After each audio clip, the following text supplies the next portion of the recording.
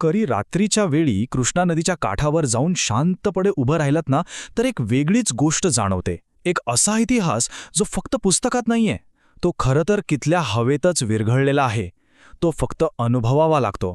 बरं, मग आता जरा त्या सांगलीबद्दल बोलूया, जी आपल्या सगळ्यांना माहिती आहे, जी तिच्या मातीच्या सुगंधातून आणि रंगांमधून आपल्याला भेटते. सांगली म्हटलं की दोन गोष्टी हमखास डोळ्यासमोर येतात. एक म्हणजे हळद आणि दुसरी म्हणजे द्राक्ष. हे जणू काही या शहराच्या ओळखीचे दोन मोठे आधारस्तंभ आहेत. एका बाजूला हळदीचा तो पिवळा धम्मक रंग आणि तिचा तो खास सुगंध, आणि दुसऱ्या बाजूला द्राक्षांचा तो अप्रतिम गोडवा. सांगलीला हळदीचं शहर का म्हणतात हे काही वेगळं सांगायला नको. इथली हळद इतकी प्रसिद्ध आहे की देशभरातून व्यापारी खास तिच्यासाठी इथे येतात. पण हे जे पिवळं सोनं आहे ना, याच्या मागे पिढ्यानपिढ्या शेतकऱ्यांनी केलेला प्रचंड मोठा संघर्ष आहे. त्यांची मेहनत, त्यांचा घाम, या सगळ्याची कहाणी आहे. आणि मग येतात द्राक्ष. सांगलीची द्राक्ष म्हणजे काय? एकदम गोड, रसाळ, आणि त्यांची कीर्ती तर पार देशाबाहेर पोचलेली आहे. पण विचार करा, तो जो द्राक्षाचा प्रत्येक घड असतो ना, तो आपल्यासोबत हजारो शेतकऱ्यांच्या कथा घेऊन येतो. त्यांची स्वप्न, त्यांची मेहनत, सगळं काही त्यात दडलेलं असतं. पण थांबा, सांगलीची ओळख फक्त तिच्या मातीपुरती किंवा पिकांपुरतीच नाहीये. नाही, या शहराला एक आध्यात्मिक बाजूसुद्धा आहे. एक असा गाभा जो एका खूप मोठ्या अढळ श्रद्धेवर टिकून आहे. मी बोलतोय सांगलीच्या गणपती मंदिराबद्दल.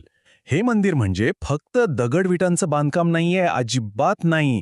ते एक जिवंत प्रतीक आहे, एक असा विश्वास आहे जो थेट या शहराच्या हृदयात वसलाय. पण एक प्रश्न जो नेहमीच विचारला जातो, तो म्हणजे जेव्हा कृष्णा नदी आपलं रौद्र रूप धारण करते, जेव्हा महापूर येतो, तेव्हा या मंदिराचं काय होतं? आणि याचं उत्तर मिळतं श्रद्धेमध्ये. असं म्हणतात की कितीही मोठा पूर येऊ देत, हे मंदिर तसंच ठामपणे उभं राहतं.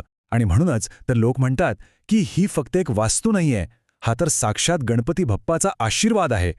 आणि ही जी श्रद्धा आहे, हा जो आशीर्वाद आहे, तो या शहराच्या इतिहासाचा आणि तिच्या सांस्कृतिक वारशाचा एक खूप महत्त्वाचा भाग आहे. चला तर मग या वारशाचे काही आवाज ऐकूया.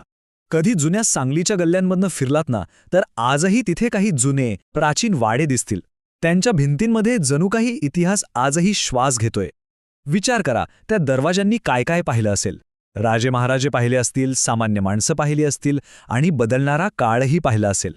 खरं सांगतो, जर शांतपणे ऐकलं ना, तर आजही त्या भिंतीमधनं इतिहासाचे आवाज ऐकू येतात. एक काळ असा होता जेव्हा सांगली हे शिक्षण आणि संस्कृतीचं एक मोठं केंद्र होतं. याच मातीतून अनेक मोठे कलाकार, विचारवंत आणि समाजसुधारक घडले. आणि त्यांच्या कामामुळे, त्यांच्या विचारांमुळे फक्त सांगलीच नाही, तर अख्ख्या महाराष्ट्राला एक नवीन दिशा मिळाली होती. आणि हो, अजून एक गंमत. या शहराचं नाव सांगली. आपल्याला वाटतं किती साधं सरळ नाव आहे, पण नाही. या नावामागे सुद्धा एक रहस्य आहे. काही लोक म्हणतात की नदीच्या 6 वळणांमुळे सांगली हे नाव पडलं, तर काही जण काहीतरी वेगळीच कथा सांगतात. म्हणजे बघा, नावाचं सुद्धा एक कोडं आहे जे अजून पूर्णपणे सुटलेलं नाही. तर मग सांगली म्हणजे नेमकं काय? हळदीचं शहर, द्राक्षांची भूमी, गणपती मंदिर, की तो जुना इतिहास? खरं तर ह्या सगळ्याच्या पलीकडे जाऊन पाहिलं ना, तर काहीतरी वेगळंच जाणवतं. एक गोष्ट मात्र नक्की, सांगली हे फक्त एक शहर नाहीये. नाही, ती एक भावना आहे, एक जिवंत इतिहास आहे.